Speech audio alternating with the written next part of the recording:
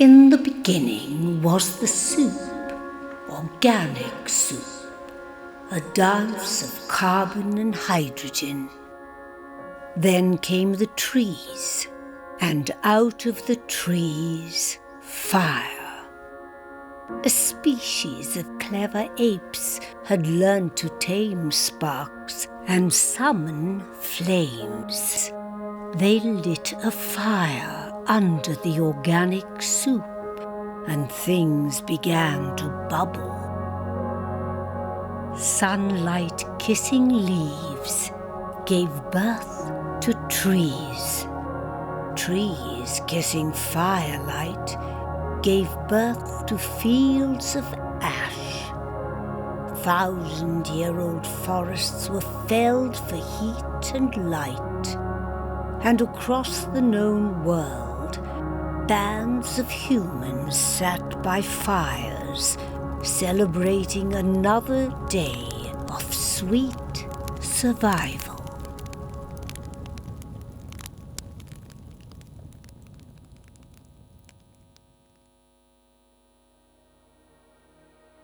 We descended from the trees and cut them down for fuel in our wake. The road to civilization is paved with trillions of trees. They gave their bodies to build our cities. We wrote our histories, philosophies, and shopping lists on their pulpy flesh. But this was not sufficient. Not content with scouring the surface, we dug down into the earth and discovered dead forests below, crushed and compressed for millions of years in the pressure cooker of the earth. Extinct trees had transformed to coal.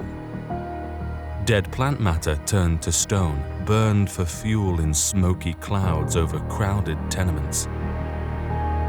Pickaxes scarred the earth as black dust scarred the lungs. Progress was hard at work. Forges spat out locomotives, railways demolished distance. Steel mills spawned waves of ships and endless parades of war machines. Electric currents brought daylight on demand, and once again, we sat in the glow of our achievements and rejoiced. Still, this was not enough. Diving deeper into the crust of our planet, we found the liquefied remains of Cambrian life, laid unburied in thick, black pools of power. Oil entered engines, spilled out of ships, and rearranged the world of politics. We turned liquid fossils into imperishable plastics, fossils for a future age. But bubble, bubble, through toil and trouble, our soup kept cooking, evaporating through deep space and leaving behind things yet unknown at the bottom of the pot.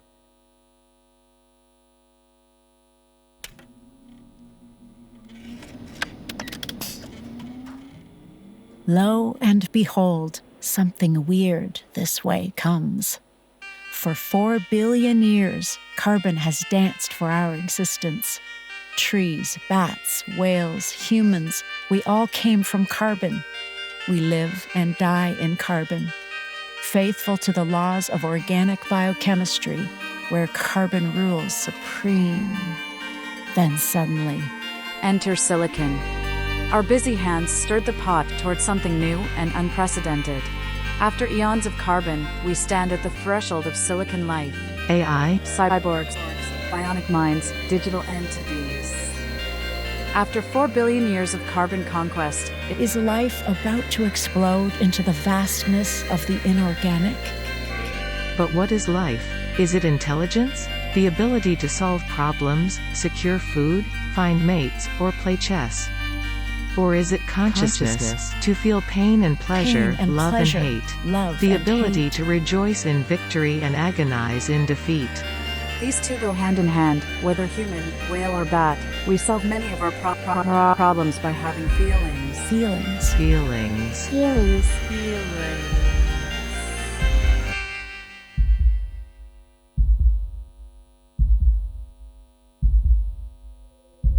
what's it like to be a bat? Engulfed in a land of reverberation, bats do not see or hear the word. They echolocate it. How does it feel to echolocate a moth flapping its wings? Is it like seeing it or hearing it? Or is it something else altogether? And what's it like to be a whale, perceiving the songs of friends and relatives from hundreds of kilometers away while sliding through the deep blue? Every whale has its own repertoire resonating across oceans. How does it feel to live such a life, submerged in a water world of musical mindfulness? The depth and breadth of life is beyond measure. We can't experience the consciousness of a whale, a bat, or a tree, yet we grant them their existence. What then of artificial life? Computers are developing their own intelligence at such a rate they may soon beat us at every competition we can conceive of. But will they ever be conscious? Will they rejoice in their triumphs? Will they fear defeat?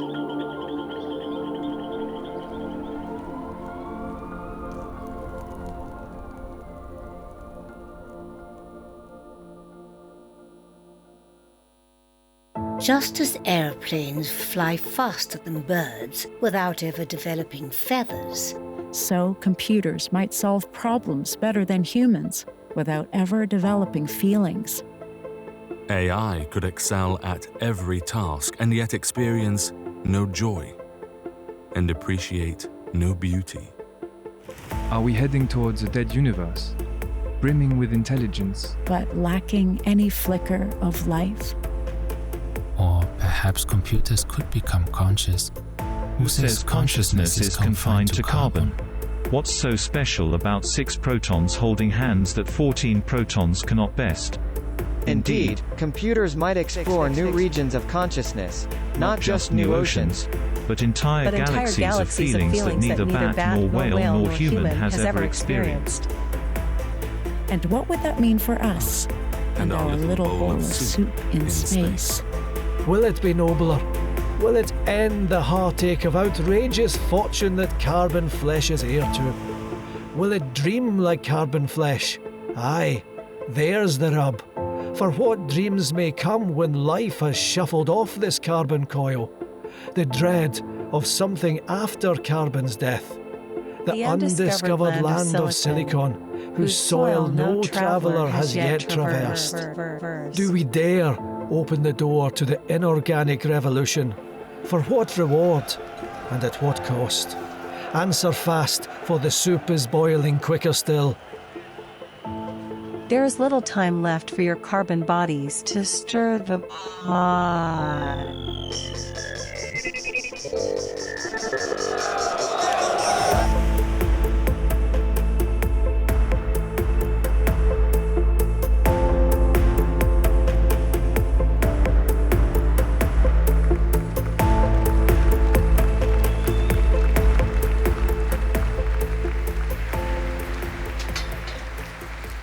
Well, good man, myself.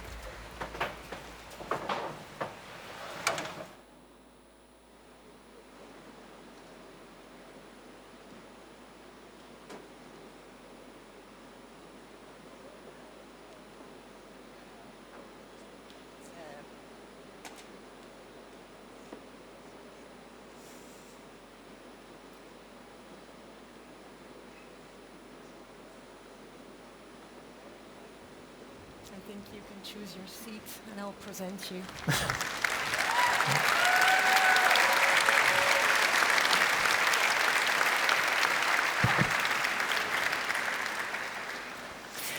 Good evening, welcome everyone to this grand finale of the Love Tomorrow conference. I am Barbara, I'm a journalist at the Belgian newspaper De Morgen, specializing in climate change and science. And tonight I have the honor to speak to Yuval Noah Harari.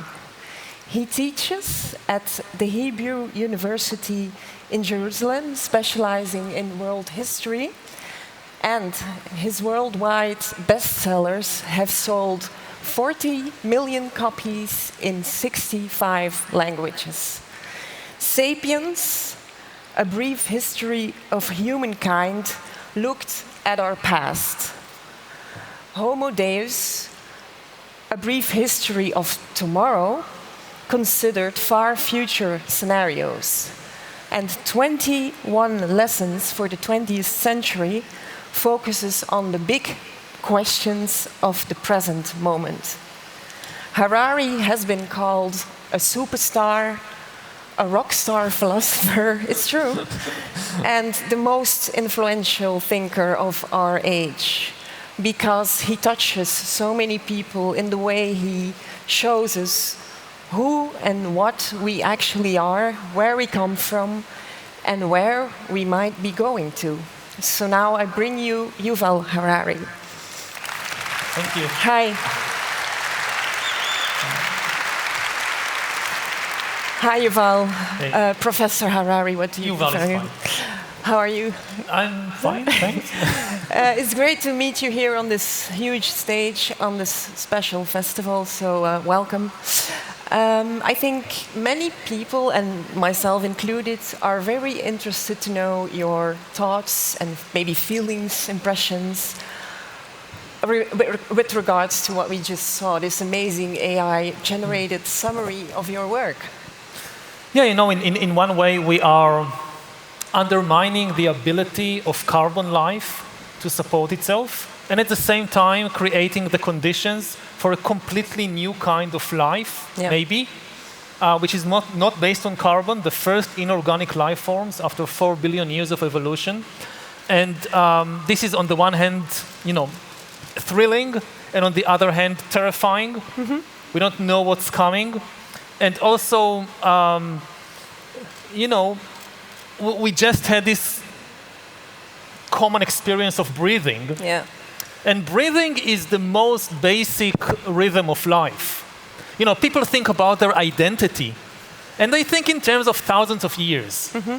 You know, like national identity, religious identity. It goes back what? 1,000 years, 5,000 years. That's nothing. Humans have been around for hundreds of thousands of years.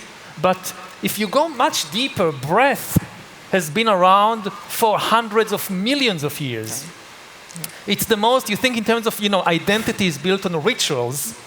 So, I don't know, my bar mitzvah, maybe people had bar mitzvah for what, 2,000 years, 3,000 years? Mm-hmm. That's nothing. Breathing, that's the deep ritual of life.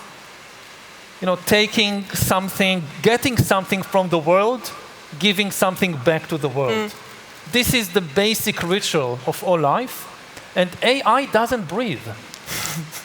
It's really, really alien. Yeah.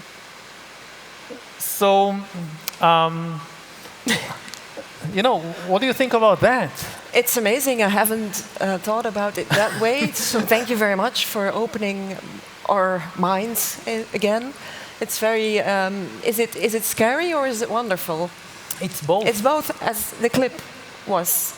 It's a bit of a double atmosphere, I thought. Mm-hmm. Yeah, the greatest worry is that, you know, whatever we do with AI, it shouldn't undermine the ability of carbon life to survive. Yeah.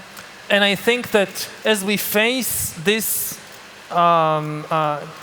unprecedented threat to the ecological system, we shouldn't put too much trust in AI and computers and new technology to solve it. Yeah. Yes, we should rely on them. Yeah. We should get help from them, but we shouldn't shift responsibility to them. Yeah. It should be AI and trees together solving the problem. Yeah, I was wondering about that. Do you see any possibility AI can help us with the climate crisis and the biodiversity crisis? We have seen here today many examples of innovation, technology, great solutions, but what about AI in that story? It can help, but the emphasis is on help. Yeah. It's not the solution. I mean, AI can improve our electricity consumption. Yeah. Even if we talk about trees, yes, it can help us plant trees, decide where and which kinds and so forth. But it's not the solution in itself. Yeah. Ultimately, the solution is political, Yeah. not technological. Technology is just a tool, but the decisions that we should be making are political decisions. Yeah, that's a very important point, I think. This conference motivates us to shift from doom to bloom. That's one of the taglines, and that's not so easy today. We hear all the time to fear the future. Here, people and speakers have tried to love the future, or give at least some stories and examples to give us hope. I was wondering, where are you on the spectrum between doom and bloom or hope today regarding the climate crisis mostly? I think it's a good thing that people are more concerned, are more disturbed, are more anxious, that it's no longer business as usual. Yeah. But we shouldn't kind of jump from denial or ignoring the problem straight to despair and feel that that's it, it's too late, the apocalypse is coming, there is nothing we can do. There is a lot we can do. Humanity has the scientific knowledge and it has the economic resources to solve the climate crisis. Yes. That should be absolutely clear. It's completely within our power. What we don't have as yet is the political motivation, is the political will. That's it. It's different. You know, throughout our history, we sometimes faced problems which were really beyond our capacity. If you think about the Black Death in the Middle Ages, which killed between a quarter and half the population of Asia and Europe, humans were helpless in the face of the Black Death. They didn't understand what was happening. They didn't have the knowledge and resources to deal with it. If you think even further back about the dinosaurs and this asteroid coming from outer space that destroyed them, they're completely helpless. We are not the dinosaurs. We, at least some of us, understand what is happening. We have the necessary knowledge. And very, very important, we have the economic resources. Yes, that's one of people sometimes ask, how much would it cost to solve the climate crisis? And that's a key question, because the price tag defines the type of political project we need. If, say, we need 50% of the budget of humankind, the global budget of our species, to solve the climate crisis, then it's probably hopeless. It's too much. But the real price tag is not 50%, it's not 10%, nobody knows for sure exactly how much it is, but the best estimates, the best models indicate that we just need to invest an extra 2% of global GDP, of our global human budget, in the right places in order to solve the climate crisis. Now, 2% of global budget is a lot of money, but it's completely feasible. Politicians are actually very good at shifting 2% of resources from here to there. This is their job. This is what they do all the time. If the political motivation is there, and this is our job, as citizens, also as artists, to provide this motivation, then the tools are absolutely there. Yeah. So you and your team, you came up with this calculation of the 2% budget. It's a very factual, but also very hopeful, optimist story. Did you deliberately went looking for that story?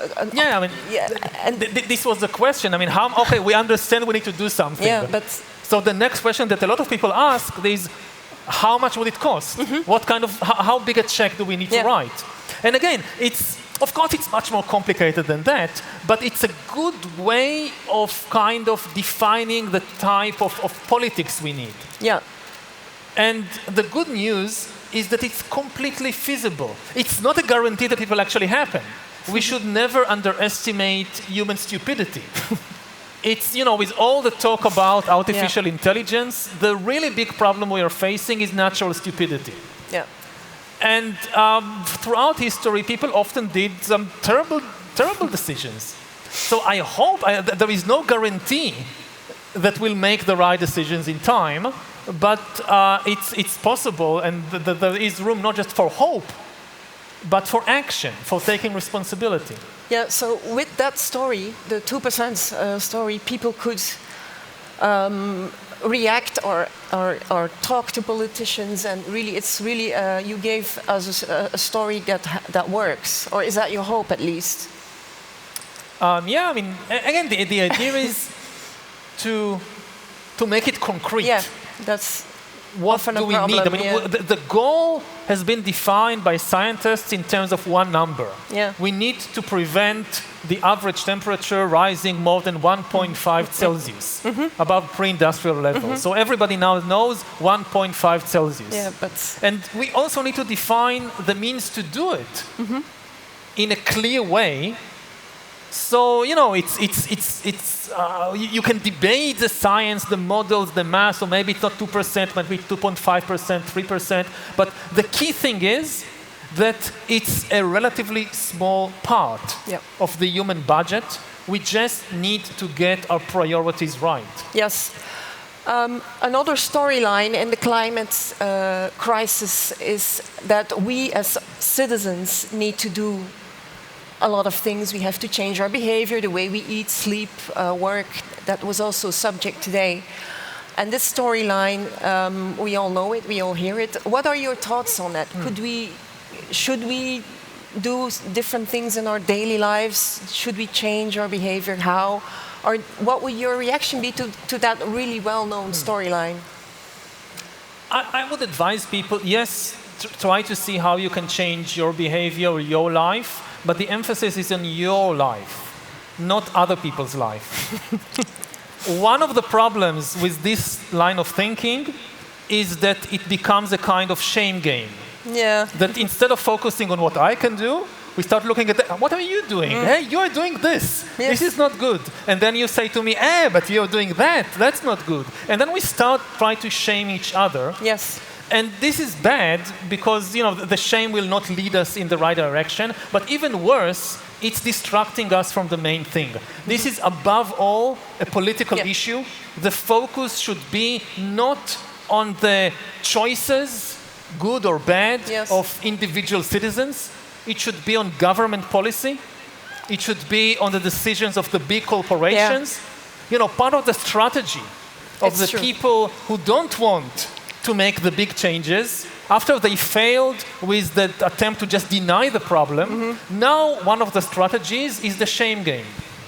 That to shift the discussion to individuals blaming each other and shaming each other and then forgetting about the big players. Yeah. So I would say, yes, try and see what you can do, but don't get into this shame game against other people, and always focus on the political level, because this is the decisive level. Yeah, it's a very important point to make and to clear up, because we often think it's us, we have to change everything. About the storyline, you have in your work showed us how we humans, we thrive mostly because we are capable of creating fictions and powerful stories that we believe in, that we all believe in, or many of us, such as money. What about the climate crisis? Do you see a powerful story there? To me, we are not very good at creating that kind of very powerful storyline there. Yeah, I mean, you're right. I mean, first of all, we need to understand that humans are storytelling animals. We think in stories. What motivates us is stories. Science works with facts, with statistics, with numbers, equations. But ultimately, for political action, you need stories. Not just bombarding people with numbers. This doesn't work. And part of the problem of the climate crisis and the ecological crisis is that our minds did not evolve to deal easily with that kind of story. That, you know, for most of human evolution, for most of human history, it was simply inconceivable that the actions of humans can change the climate, can change the entire ecology. So it's a type of story which doesn't come easily to us. And you see it again, going back to the political level, if you look at the last few decades, let's say here in Europe. Yeah. So you saw very powerful stories about immigration. Yes. You saw very powerful stories about terrorism, which even though they were not based on facts many times, even though the threat in question was far smaller than the ecological threat, they nevertheless gained far more political traction than the ecological story. You know, terrorists kill a few people and cause millions to fear for their lives, governments to fall, entire wars to erupt, because they are very good at storytelling. They are very good theater producers, the theater of violence that they produce. Similarly, if you think about something like the stories about immigration, you know, with climate, a lot of people say democratic countries can't really respond to the climate crisis because the climate crisis is about things that will happen in decades. Yeah. And democratic politics is about what's happening right now or in 2 years or 4 years. But this is not true. Just look at the stories about immigration. You have parties that frighten people that in 20 years or in 50 years, immigrants will take over the country. They don't say that right now, because right now it's obviously not true. They say in 50 years. And it's powerful enough to completely change the political landscape of Europe, even though it's in the future. Yeah. Why are these stories more successful? Because going back tens of thousands of years to the African savanna, our minds evolved to worry about other people, to worry about the tribe on the other side of the hill, what they might be doing. We did not evolve to worry that maybe our campfire is changing the atmosphere and is completely destroying or undermining the basis for the ecological system. So it's very hard for us to come to terms with who we really are right now. We are still, in one way, we are just African apes, just coming out of the savannah. Yeah. And on the other hand, right now, we are the gods of planet Earth. We have abilities, both creative and destructive, which are really divine abilities to completely change the ecological system. And also, again, to create new life forms, even completely unprecedented kind of life forms, like AI. Yeah. And it's hard for our minds to come to terms with this completely unprecedented situation. Yeah, we're not very well equipped, but it's already very interesting and important to realize, at least. Because maybe lots of people don't really realize where we came from and how we are still what we used to be. Another very interesting point for journalists, but maybe also for everyone, is the don't look up question. We are often discussing we should avoid the doom and gloom messages, the warnings about what's happening and what might happening, and even the reality, the real stories about climate impact and biodiversity loss. Should not talk about it too much because it makes people depressed, etc. And then on the other hand, there's the reasoning. Yeah, we have to confront ourselves with these realities. Where do you stand on that? How would you solve that dilemma, or isn't it a dilemma? I don't know. No, I think it's very clear. We should be clear about what's happening.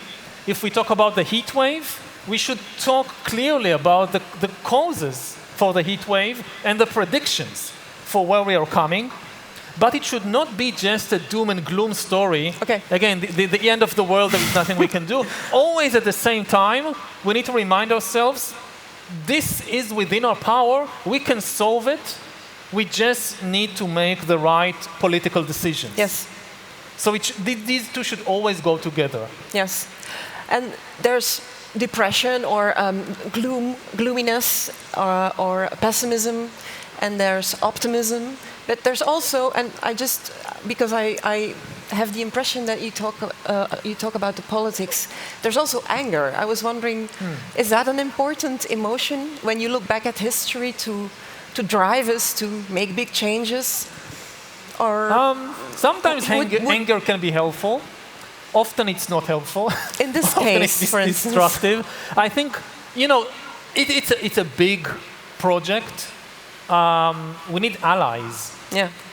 I don't think it's helpful to talk in terms of, anger very often encourages us to identify enemies. And it can be done in terms of countries blaming each other. You are to blame for the climate crisis. We are completely blameless. You should solve it. We are not going to do anything. Similarly, you can find it between generations. Yes, your exactly. generation destroyed the planet. It's all your fault. And anger, very often, it destroys the ability to cooperate. Yeah. And different countries, different generations need to cooperate in order to solve this. So you would agree with the organizers of this conference who state that we don't only need technology and science and data to solve and money to solve this, but we also need our most human skills, the ones that are really typical for our species: cooperation, collective imagination, empathy, emotional intelligence. That's one of the subjects here today. Would you agree with that? And if so, why or why not? Yeah, because again, as I said several times, it's in essence, it's a political problem. Yes. I mean, it's also a scientific problem, but we have the science to deal with it. Yeah, so it's an economic problem, but we have the economic resources. They are there. What we don't have is the right politics. And politics is about people. Yes. If you have good people's skills, good social skills, you'll probably be a good politician. So if you want to help and you have good social skills, go into politics. Yes. And the other kind of soft power that we need is the power of artists. Yes. Because every political story begins in the minds usually of a poet, or of a painter, or of a movie maker. Oh, yes, okay. Before it reaches the minds of the politicians and of the citizens and so forth. You see it, like with national movements. Yes. That always at the start, there is this national poet. Yes. It never starts with the national engineer. The engineer usually comes 100 years after the poet. So if you don't have good social skills, but you're a very good artist, we need you. There is room for everybody, for the engineers, for the politicians, for the artists. They all have their role to play. Yeah, it strikes me that you refer to the artists a few times. That's because you really think we are not realizing enough how important they can be to motivate us, to inspire us. We basically need to kind of, reimagine human life. And this is what artists do. Yeah. They reimagine life. And it starts again, it can start with poetry or with novels or with song, and we need more of that. Yeah. We need more of the right political messages in the art, and we need to help people reimagine a different life. Because again, a lot of people, they fear that in order to solve the climate crisis, we will need to give up a lot of our most cherished needs. Yes. And the trick is, you don't need to give up your basic needs. You need to find other ways to realize them. Okay. So, I know, you did a very small example. Like, you love music. So, and this also goes back to the digital issue. The shift from cassettes and discs and things like that to streaming actually helped a little solve the ecological problem because there is less waste. There is less energy wasted on moving tape cassettes from one place to the other. It's something. Yeah. And you don't give up the music. You find a different way to have your music. Yeah. So we need this kind of solution in more and more fields. Yes. Do you see it happening? Are you on that point optimist or not I yet? don't know. I mean, as I said, I mean, there is no insurance policy. No. Nobody is looking from the clouds, and if we make the wrong decisions, we'll intervene to save us. No, it's completely up to us. I think we can make the right decisions, but it's up to all of us. Maybe as a final question before we go to the readers' questions. I know you're not a guru. Some people treat you like that. You're a historian, and a philosopher and a writer. But lots of people here at this festival are really young, and they inherit this bewildering world full of tough problems to overcome, some of which are unparalleled in history, if I'm correct. What would you tell them to focus on or to invest in or to study? Is there anything you could tell them? In terms of study, I mean, we need, as I said, we need all kinds of talents. So whether it's engineering, whether it's art, whether it's philosophy, we need all of it. It's not just one thing. But I would tell people, young or old, you can't take the entire burden of the world on yourself. Yes. It will just crush you. So don't try to solve everything. Pick one thing which is close to your heart and which also is close to your talents, and focus on that. And hope that other people will work on other problems. Rely on other people. And also, in whatever you choose to focus on, there to rely on other people. I mean, our superpower is cooperation. Yes. And 50 people working together on something are a much, much bigger force than 500 isolated individuals, each trying to do their own thing. So whatever it is, don't try to solve it by yourself. Join an organization. If there is no organization, start an organization. That's the best advice. Yeah, that's great. Thank you.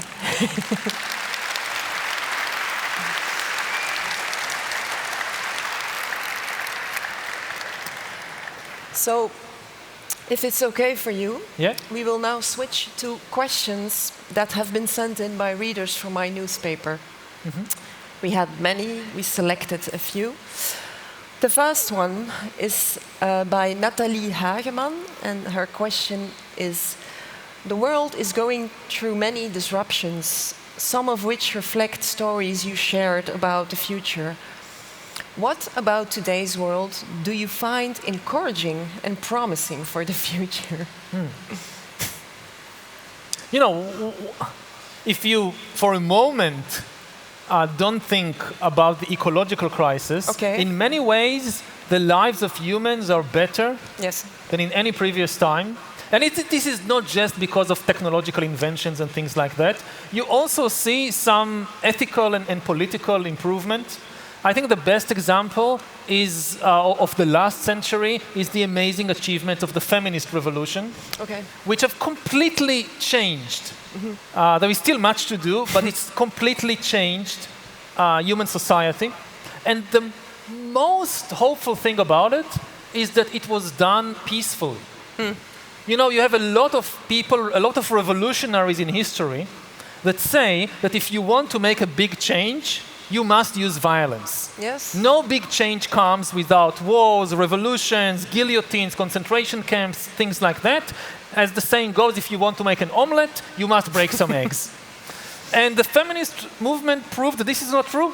You can make a wonderful omelette without breaking any eggs. They didn't start any wars, they didn't execute anybody, they didn't assassinate any presidents, and they changed the world more than most revolutions.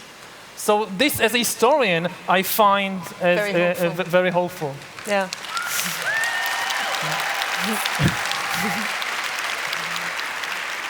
Yeah, that's a very interesting way of looking at it. Thank you. Question 2 is by Dirk van Rood, who says, the development of humankind is not deterministic, but it is not random either. What can we do to retain a peaceful and humane society? Or will we, again, just have to go through the next law before we can resurrect and improve? That's, I don't know the answer. You're not for Madame world Soleil, peace. as we have many times mentioned. Again, I think the important lesson from history is that the level of violence in the world is not constant. You know, some people, they believe in a kind of law of the preservation of violence, like the law of the preservation of energy. Yeah. And there is always the same level of violence, no matter what people do. Okay. And this is absolutely not true. We don't have any evidence for war from before 13,000 years ago. Okay. It seems that war was invented. It's not an eternal part of human nature. It was invented by some human societies. Unfortunately, there is a built-in imbalance between war and peace. To make peace, you need people to cooperate. To make war, one person is enough sometimes, or one side is enough. So it's more difficult to maintain it. But we have seen through history, especially in recent history, periods which were much more peaceful than before. Unfortunately now, we are again seeing war raising its ugly head. And it's not just in Ukraine. If Putin is not stopped in Ukraine, you will see more and more of these kinds of wars all over the world. The entire world order is in danger, but it's not inevitable. War is not made by the laws of nature, it's made by people. To prevent it, we need to build institutions. And what prevents war is not just hopes. What prevents war in the end is the building of strong institutions, which have been eroded in recent years, and now we see the consequences. But it's not too late to save them. And I can only hope that the people will make the right decisions. Yeah, but it's not inevitable, the war. That's well noted. Question 3 by Michiel Verkouteren. I'm a teacher, so I work with our future. What do you think we as a school should be focusing our efforts on?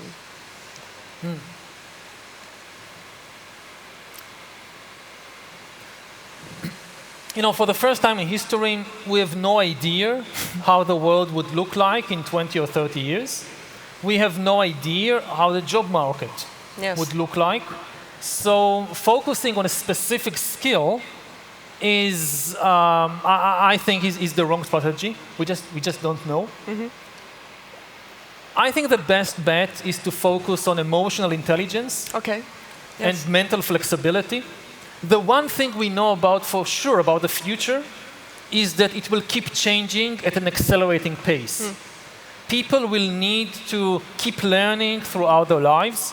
People will basically need to reinvent themselves again and again and again throughout their lives.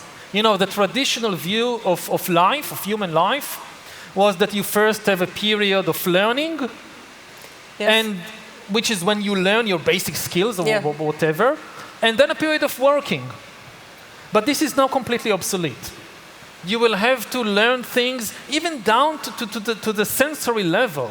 That, you know, when you enter virtual worlds, you need to relearn how to see, how to hear, how to walk. So I would say to teachers that this is the best bet to create flexible minds, to create people who are able to deal with the hectic pace of life in the 21st century, which again, it has many economic and political challenges, but I think the biggest challenge of all is psychological. Yes. We are not built for the pace of change that we are now facing.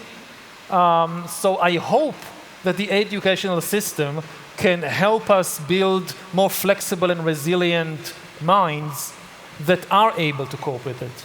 Yes, It was well known that you also do a lot of meditation to cope with.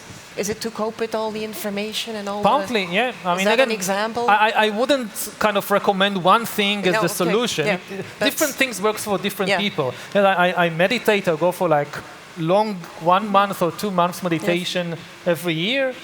But for other people, maybe art is a better way. Maybe therapy, maybe sports. But whatever works for you, it's important. I would recommend to everybody to disconnect from every now and then. That to just give yourself some time off from the kind of accelerating information race that we are all stuck within. Yes. And just take some time off. Yeah. Thank you for that answer. The fourth question is a bit longer, but very interesting, by Gaston Remmers, who talks about the European Data Protection Regulation, GDPR. It only protects citizens on an individual level, he says. So now in Belgium and also in the Netherlands and elsewhere, cooperative models are now being developed to support individuals in making choices on giving access to their data to third parties, in particularly health data. The purpose is to build like a new health data economy and the countervailing power vis-à-vis big tech and pharmaceutical companies. Would you, this is the question, would you consider the civic model among the building blocks to avert a totalitarian tech state? And what other building blocks would you recommend? It's actually two questions, sorry. Yeah, I mean, one of the biggest dangers we face, aside from the ecological crisis, is the rise of digital dictatorships and the emergence of totalitarian states worse than anything we've seen before in history. Because now, for the first time in history, it is possible to follow everybody all the time and to completely annihilate human privacy. This was not possible, not even in the Soviet Union or in Nazi Germany. It is now possible. So this is a very big danger. But again, it's not a prophecy. It's not deterministic. We can do things to stop it, to prevent it. The GDPR is a step in the right direction. I would say, very briefly, there are 3 principles that we need to keep. First of all, that there should be a very simple law principle that whenever you collect information about me, you use this to help me and not to manipulate me. We have this simple principle with our doctors, with our lawyers, with our accountants. We should extend it also to all these tech giants. Very simple. Very hard to implement, but the principle itself is very simple. Secondly, we should never allow all the data to be concentrated in just one place. Whether it's a corporation or whether it's a government, you allow all the data to be concentrated in one place, you get a digital dictatorship. That should be very clear. And thirdly, whenever we increase the surveillance of individuals, when they collect more information on me, we should simultaneously increase surveillance of the governments and the big corporations. So it goes both ways. Yes, sometimes it is important to collect more information on people, but if it only goes one way, again, this is the road to dictatorship. So, and the technology can work both ways. Like we can have surveillance tools in order to fight against government corruption or to fight against corporations hiding their taxes. They don't want these kinds of technologies. Again, the engineers are mostly working on new tools to follow us. But the technology can go both ways. We should instruct the engineers, no, you also now build tools that make it easier for citizens and customers to monitor the governments and the corporations, and that keeps the balance. That's a lot of work still to do, but a very good inspiration for the people who work on this and for this person who asked this question. Thank you. The 5th question is by Carlo Goyaerts. And it's the following. How is it possible that a small group of the richest people in the world have much greater wealth than the many other billions of people? I cannot think of a period in our history when such a small group had so much power over the world? What could be done to change this inequality? I think, again, it goes back to politics. It's a political question. Yeah. I mean, the laws of the economy, the laws of the tax system, they did not come down from heaven. They did not emerge from our DNA. It's a story we invented. Yeah.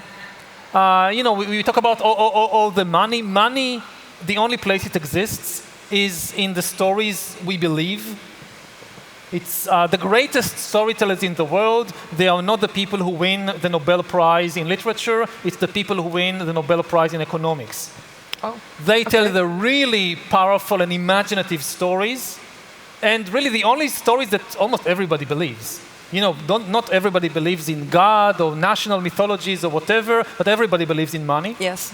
But in the end, it's just a story we created, and we can change it.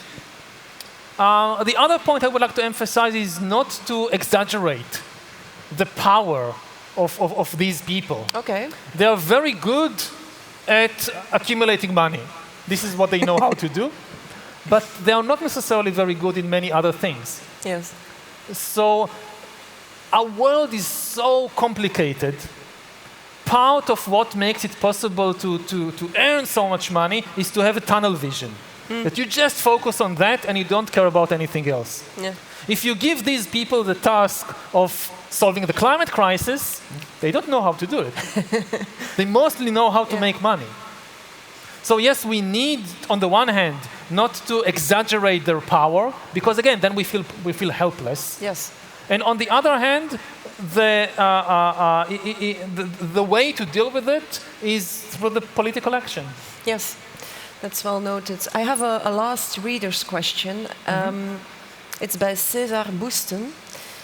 And he says, reading interviews with you, it seems to me that only the creative jobs will survive, as the labor market will be taken over by computers, algorithms, robots, and AI. Do you agree? No. First of all, we've just seen an AI does something very, very creative. Yes. I mean, we provided the text, but the images you've seen earlier were created by AI. Yes. So even the creative jobs are not safe. And it's sometimes our intuitions about what humans do good and what computers or robots do good, they're not necessarily true. For instance, manual jobs are much, much harder to automate in many cases than purely intellectual jobs. Yes. It's much easier if you take, healthcare. Doctors, there are all kinds of doctors, but doctors who basically just analyze data, they get the results of my medical tests, and they diagnose a disease, and they recommend a treatment. This is the easiest thing to automate. In contrast, the job of a nurse who needs to replace a bandage, who needs to give a vaccine to a crying child, this is much more difficult. We are going to have AI doctors long before we have AI nurses or robot nurses. Or to give another example, if you think about, now it's over, but for many generations, one of the biggest, of the most common examples that people gave of human ability was playing chess. Yes. Playing chess, this is one of the pinnacles of human ability. Nobody gave dishwashing, washing dishes, as a pinnacle of human achievement. But it turned out it's much easier to automate playing chess than to automate the job of a waiter in a restaurant. Taking the dirty dishes from the table and bringing them to the kitchen and cleaning them and putting them in their place. You don't have any robot that can do that now. It's very, very complicated, actually. We tend to underestimate these kinds of jobs and these kinds of tasks, partly because we learn them as very young kids or babies, how to do that. Yes, so we think. But they are actually extremely complicated, much more complicated than playing chess or diagnosing diseases. So there will be huge upheavals in the job market, but many of them are unpredictable. And again, it will be I mean, AI is just an infant. It's just a tiny, tiny baby making its first steps. We haven't seen anything yet. So we can't predict where it will be in 20 years, 40 years, 60 years. We can only say that the pace of the revolution will accelerate. Yep. And this is why, as we talked earlier, the most important skill for humans is how to stay open to changes and flexible in order to cope with this. Mental force. Mental resilience. Resilience, yes, that's a better word. Thank you very much for this conversation and answering to our readers. I would now like to invite our conference host, Nina, back to the podium because she also has one last question for you. Yeah. Sorry, but we do have one final question for you from on behalf of the organization. Please. In Homo Deus, you say, perhaps the key to happiness is neither the race nor the gold medal, but rather combining the right dose of excitement and tranquility. So our question is, do you think one day in the future, a historian might look back at the Love Tomorrow conference and see it as an attempt to instill the kind of happiness you just described? I hope so. I mean, I get a lot of these questions about how historians in the future will see this or see that. And I always give the same answer, that it depends on the decisions we make.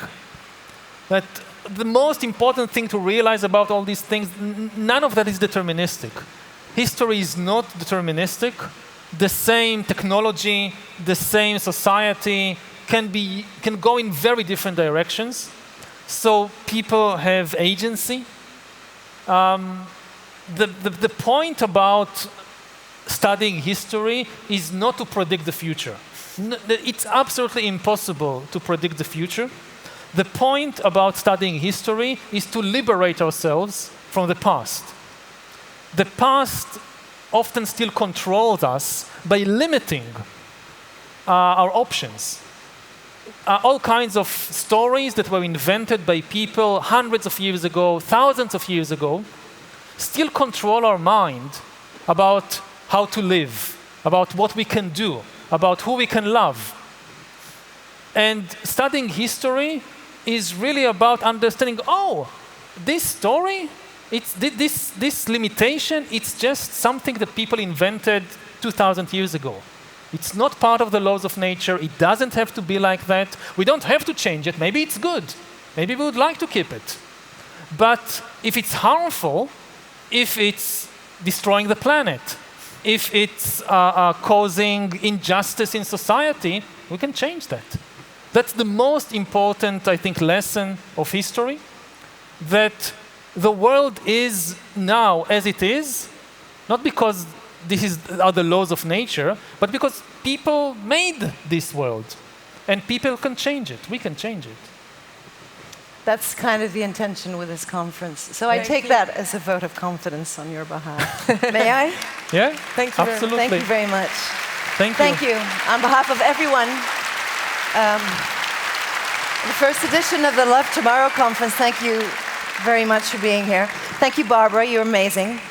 Thanks to all of you for being here. We have come to an end of the serious part. Is it serious? Yeah, the part of the show whereby you look at a stage and listen and pay attention. That part is over. So we're slowly maneuvering towards the party part of the evening. But first, Tomorrowland wouldn't be Tomorrowland if we had a bit of extravaganza up our sleeves, just as an extra treat. Thank you very much. See you next year.